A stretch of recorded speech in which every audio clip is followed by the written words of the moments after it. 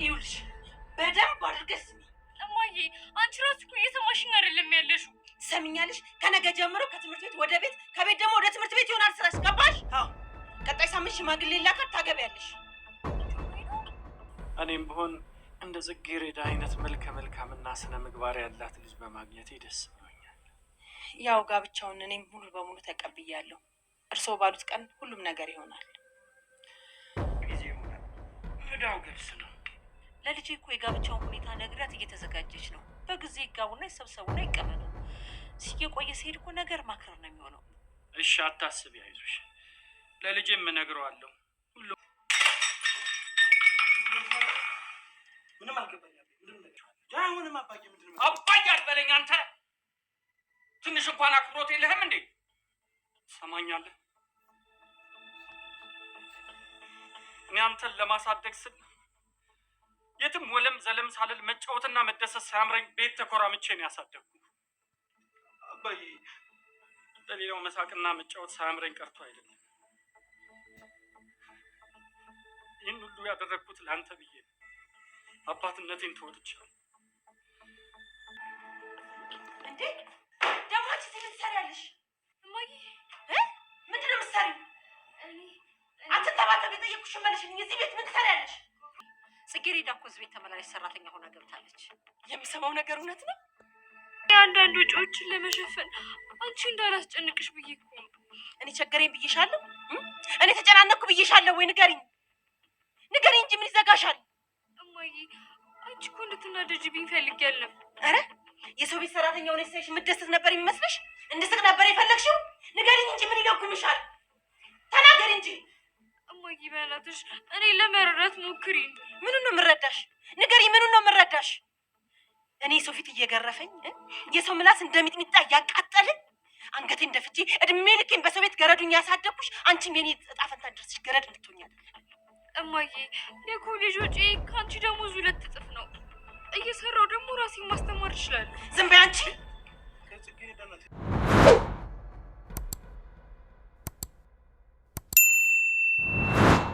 ጽጌረዳ በዛሬ ክፍል በጣም ከባድ ጊዜን አሳልፋለች። ጽጌረዳ ያልጠበቀችው የጋብቻ ጥያቄ እንድትቀበል በእናቷ ደርሶባታል ማለት ነው። እናቷ ከቤት ወደ ትምህርት ቤት፣ ከትምህርት ቤት ወደ ቤት ትመለሻለሽ፣ ከዛም ባሻገር በዚህ ሳምንት ቀለበት ታስሪያለሽ፣ ለጋብቻ ተዘጋጂ በማለት ጽጌረዳን የሚያስደነግጥ ነገር ተናግረዋታል። ጽጌረዳ ምን ትወስን ይሆን? ነብዩና ጽጌረዳ በአሁኑ ሰዓት ላይ ከባድ ውጥረት ውስጥ ይገኛሉ። ነብዩም በበኩሉ በአባቱ በኩል ላይ የሰማውን ነገር ማመን አቅቶታል።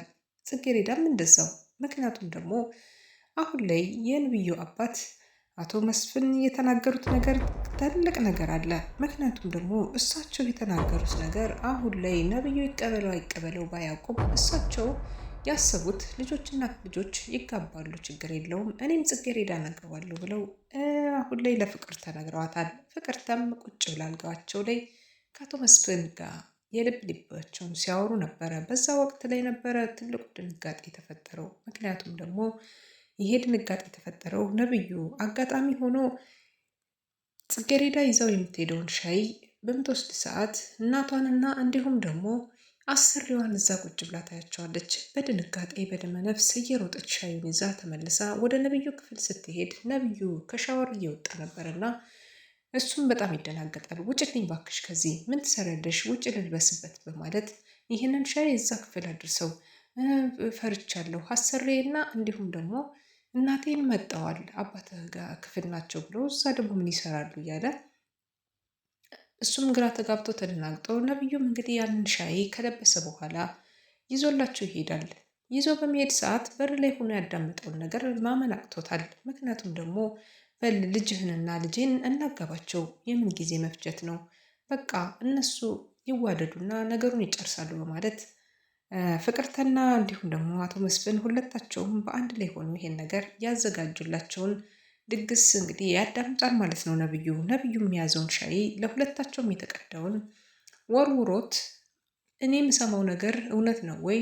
እንዴት የሚያስረዳኝ ሰው አለ? በማለት ነብዩም እንግዲህ አፍ አውጥቶ በጩኸት ቢናገርም እናንተ ቀስ ብላችሁ አውሩ፣ እኔ ልውጣ፣ ሰላም ልጄ በማለት ፍቅርተ እንግዲህ ክፍላቸውን ለቃ የሰውየው መኝታ ቤት ለቃ ወጣለች ማለት ነው። ከዛ በኋላ ግን ከባድ ነገሮችን አስተናገደች። ምክንያቱም አሁን ላይ እንግዲህ ለጽጌረዳ ተብሎ የመጣውን ሰበብ ጌጤን ካስወጣቻት በኋላ ፍቅርተ እንግዲህ የራሷን የምትፍላጎቷን ልጆቹ እንዲጋቡ ፍቀድላቸው፣ እነሱም ይጋቡ፣ በቃ ህይወት እንደዚህ ይቀጥላል በማለት ለአቶ መስፍን ስታስረዳቸው ብትቆይም አቶ መስፍን በሁኔታው ተስማምተው ነበረ። ግን ደግሞ ልጅ ነብይ በአሁኑ ሰዓት ላይ ይሄንን ነገር ፈጽሞ ያልጠበቀውና የማይፈልገው ነገር ነው።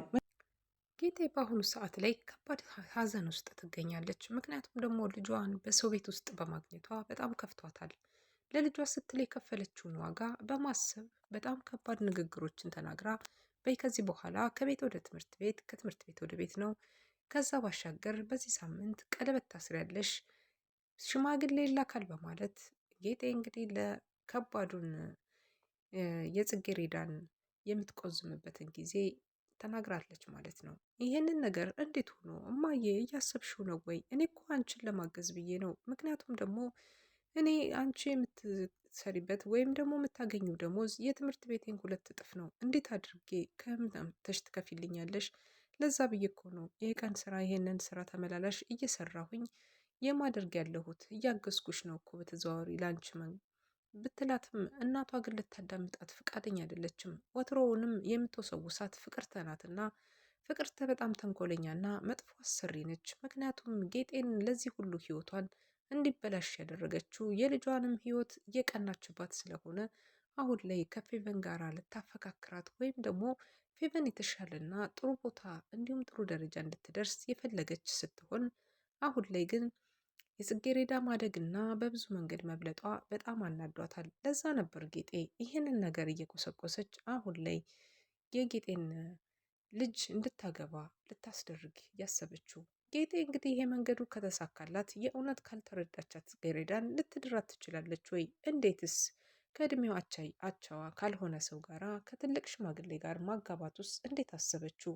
ምክንያቱም ደግሞ ጽጌረዳ ገና ተማሪ ናት፣ ወጣት ናት፣ ትንሽ ልጅ ናች፣ የአይኗ አበባ ናት፣ አንዲት ፍሬ ነች። ይህችንን ህፃን ልጅ አስተምራ እዚህ ደረጃ ድርሳታለች። ከዩኒቨርሲቲ በኋላ ከዚህ ቀጥሎ የሚገርም ሆነው ለጽጌረዳ ጥቂት ወራቶች ወይም ደግሞ ጥቂት አመታቶች ብቻ ነው በዩኒቨርሲቲ ውስጥ ልታሳልፍ የምትችለው። ከዛ በኋላ እናቷን፣ አገሯን፣ ሁሉንም ነገር የምትጠቅም ጎበዝና ጀግና ሴት ትሆናለች። ይሄንን ነበር አቶ መስፍንም የተመለከቱት። እየሰራች በመማሯ በጣም አድንቀዋታል፣ ወደዋታል። ሲጀመርም ነበረ ድራማው ሲጀምር እሳቸው ይህንን አጠያየቃቸው ስንመለከታቸው ሊያሽከረምሟት ያሰቡ ቢመስሉም ግን ደግሞ በተዘዋዋሪ መንገድ ለልጃቸው የሚያስቧት መስሎን ነበረ።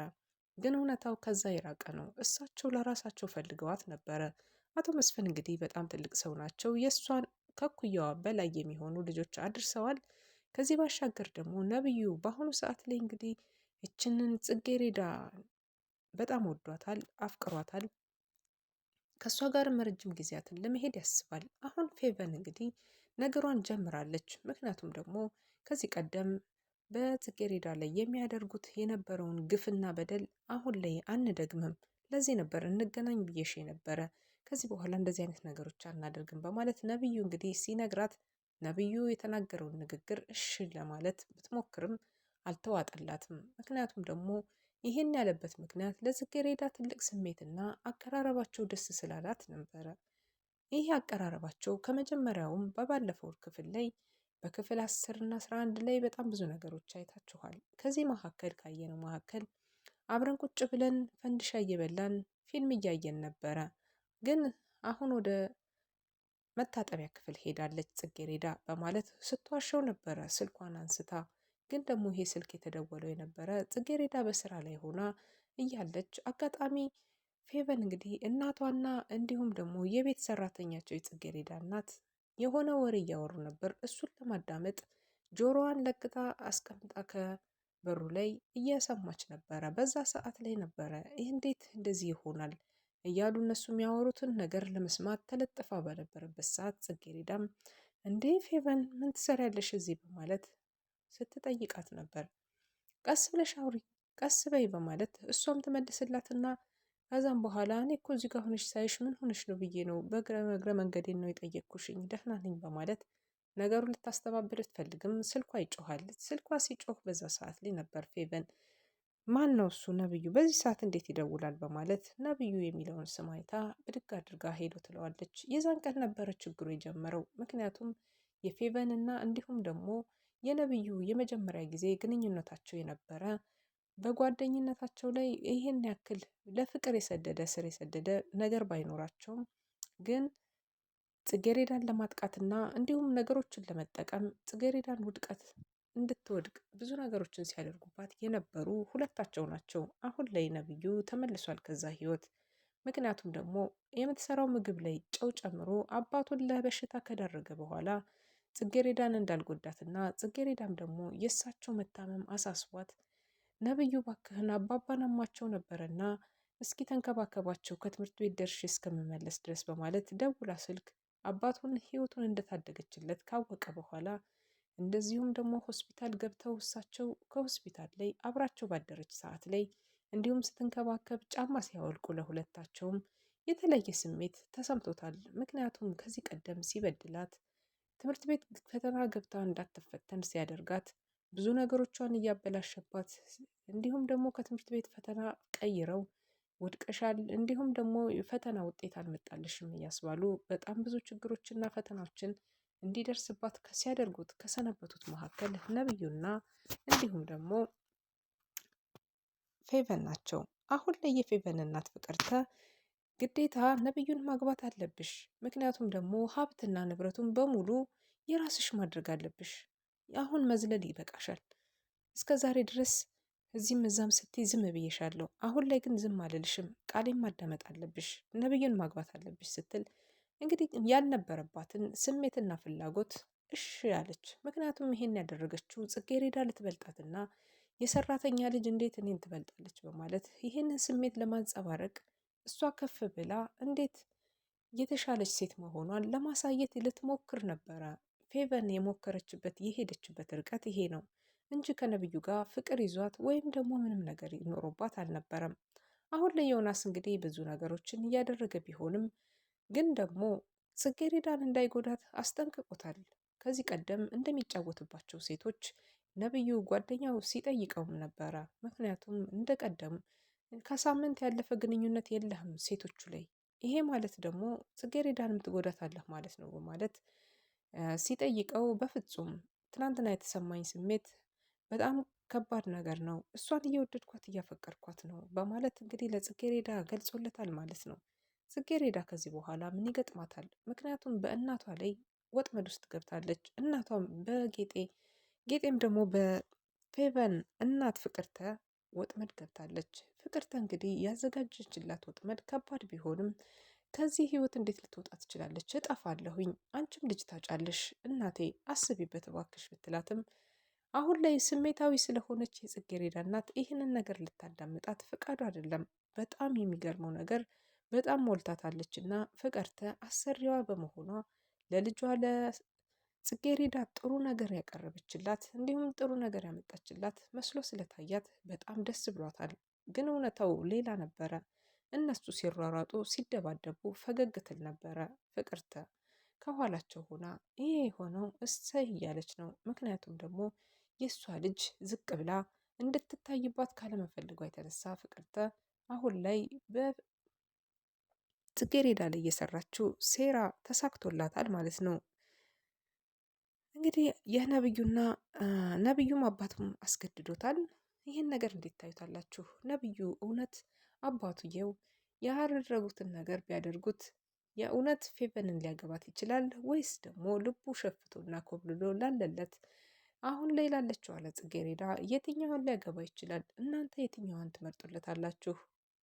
አጃይብ እያልን ቀጣይ ክፍል 14ን ደግሞ በሚከተለው መልኩ አቀርብላችኋለሁ። በክፍል 13 እንግዲህ የሚከሰቱት ነገሮች ካልኳቸው አንዱ ጽጌሬዳ ከቤት እንግዲህ ልትጠፋ ትችላለች። ምክንያቱም ደግሞ ከዚህ ቀደም እንዳየነው ከሆነ አንድ ስራ እንደመጣላት እና እሱም 1500 እንግዲህ በዶላር እንደሚከፈላት በሳምንት አንድ ጊዜ ስራ እንደምትገባ ይሄንን ነገር መረጃውን ስለሰማች ጽጌሬዳ እንግዲህ ወደዛ አካባቢ ልትሄድ ትችላለች ማለት ነው። ይሄ ማለት ደግሞ እናቷ ጌጤ ብዙ ነገሮችን ዋጋ ከፍላ እንዳሳደገቻት እያወቀች ጽጌሬዳ ግን ጋብቻውን ሽሽት ራሷን ታወጣለች ከቤት ማለት ነው። ነብዩስ ምን ይሆናል የሚለውን ደግሞ በቀጣይ አብረን እናያለን። መልካም ቆይታ